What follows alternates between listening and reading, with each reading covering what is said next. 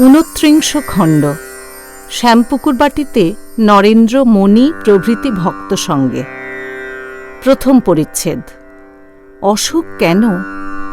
নরেন্দ্রের প্রতি সন্ন্যাসের উপদেশ। ঠাকুর শ্যামপুকুরবাটিতে নরেন্দ্র প্রভৃতি ভক্ত সঙ্গে বসিয়া আছেন। বেলা 10টা। আজ 27শে অক্টোবর 1885, মঙ্গলবার। আশ্বিন কৃষ্ণা চতুর্থী, 12ই কার্তিক। 26শে অক্টোবর 11ই কার্তিকের কথা ও ডাক্তার সরকারের সহিত বিচার শ্রী শ্রী কথামৃত প্রথম ভাগে প্রকাশিত হইয়াছে। ঠাকুর নরেন্দ্র, মণি প্রভৃতির সহিত কথা কহিতেছেন। নরেন্দ্র: ডাক্তার কাল কি করে গেল? একজন ভক্ত: সুতোয় মাছ গিথেছিল, ছিঁড়ে গেল। শ্রীরামকৃষ্ণ সহাস্যে: বঁড়শি বেধা আছে, মোড়ে ভেসে উঠবে। নরেন্দ্র একটু বাহিরে গেলেন, আবার আসিবেন। ঠাকুর মণির সহিত পূর্ণ সম্বন্ধে কথা কহিতেছেন।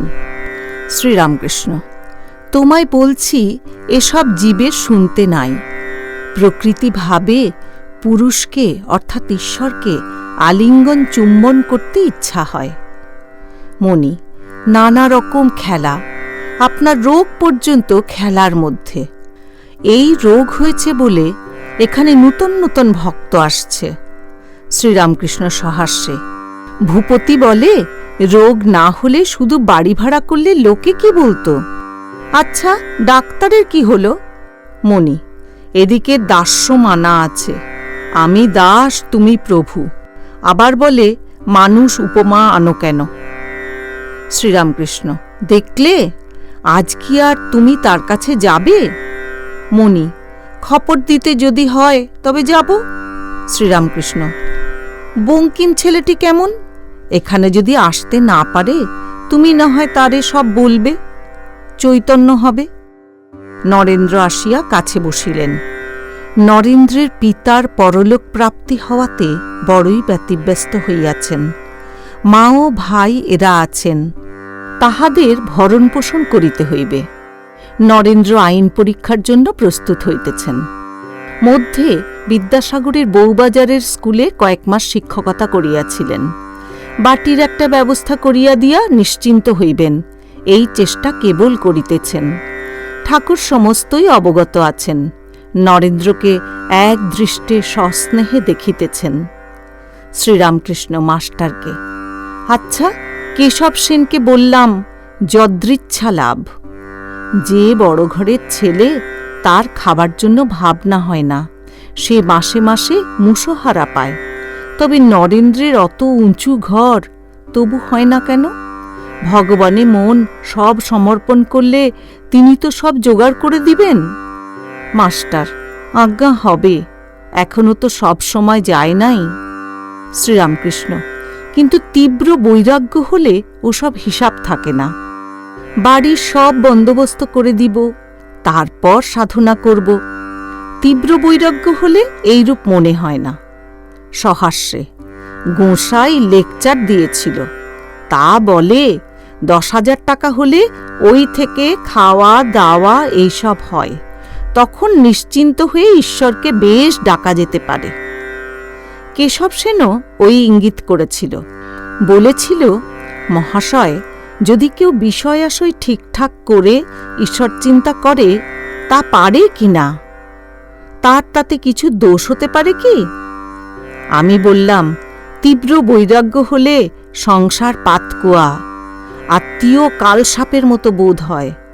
তখন টাকা জমাবো, বিষয় ঠিকঠাক করব, এসব হিসাব আসে না। ঈশ্বরই বস্তু, আর সব অবস্তু। ঈশ্বরকে ছেড়ে বিষয় চিন্তা? একটা মাগির ভারী শোক হয়েছিল। আগে নথটা কাপড়ের আঁচলে বাঁধলে, তারপর ওগো আমার কি হলো গো বলে আছড়ে পড়ল, কিন্তু খুব সাবধান নথটা না ভেঙে যায়। সকলে হাসিতেছেন। নরেন্দ্র এই সকল কথা শুনিয়া বাণবিদ্ধের ন্যায় একটু কাইত হইয়া শুইয়া পড়িলেন। মাস্টার তাঁর মনের অবস্থা বুঝিয়া, মাস্টার নরেন্দ্রের প্রতি সহাস্যে: শুয়ে পড়লে যে?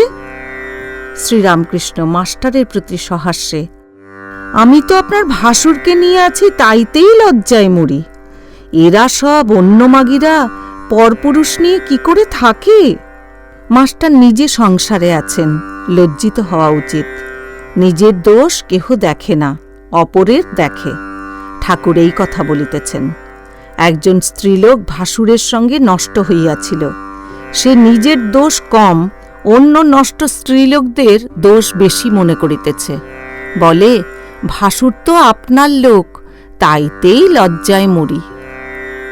নিচে একজন বৈষ্ণব গান গাইতেছিল। ঠাকুর শুনিয়া অতিশয় আনন্দিত হইলেন।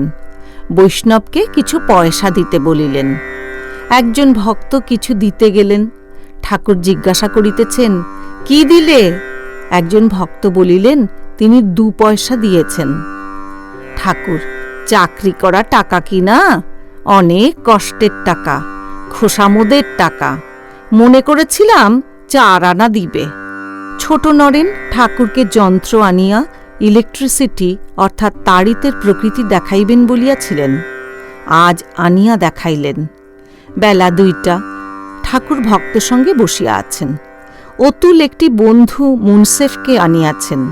শিকদার পাড়ার প্রসিদ্ধ চিত্রকর বাগচি আসিয়াছেন। কয়েকখানি চিত্র ঠাকুরকে উপহার দিলেন। ঠাকুর আনন্দের সহিত পট দেখিতেছেন। ষড়ভুজ মূর্তি দর্শন করিয়া ভক্তদের বলিতেছেন, দেখো দেখো কেমন হয়েছে। ভক্তদের আবার দেখাইবার জন্য অহল্যা পাষাণীর পট আনিতে বলিলেন। পটে শ্রীরামচন্দ্রকে দেখিয়া আনন্দ করিতেছেন। শ্রীযুক্ত বাগচির মেয়েদের মতো লম্বা চুল। ঠাকুর বলিতেছেন, অনেককাল হল দক্ষিণেশ্বরে একটি সন্ন্যাসী দেখেছিলাম, 9 হাত লম্বা চুল। সন্ন্যাসীটি রাধে রাধে করত, ঢং নাই। কিয়ৎক্ষণ পরে নরেন্দ্র গান গাইতেছেন। গানগুলি বৈরাগ্যপূর্ণ। ঠাকুরের মুখে তীব্র বৈরাগ্যের কথা ও সন্ন্যাসের উপদেশ শুনিয়া কি নরেন্দ্রের উদ্দীপন হইল? নরেন্দ্র গান গাহিলেন, যাবে কি হে দিনও আমার বিফলে চলিয়ে। তারপরে গাহিলেন, অন্তরে জাগিছ ওমা অন্তর যামিনী।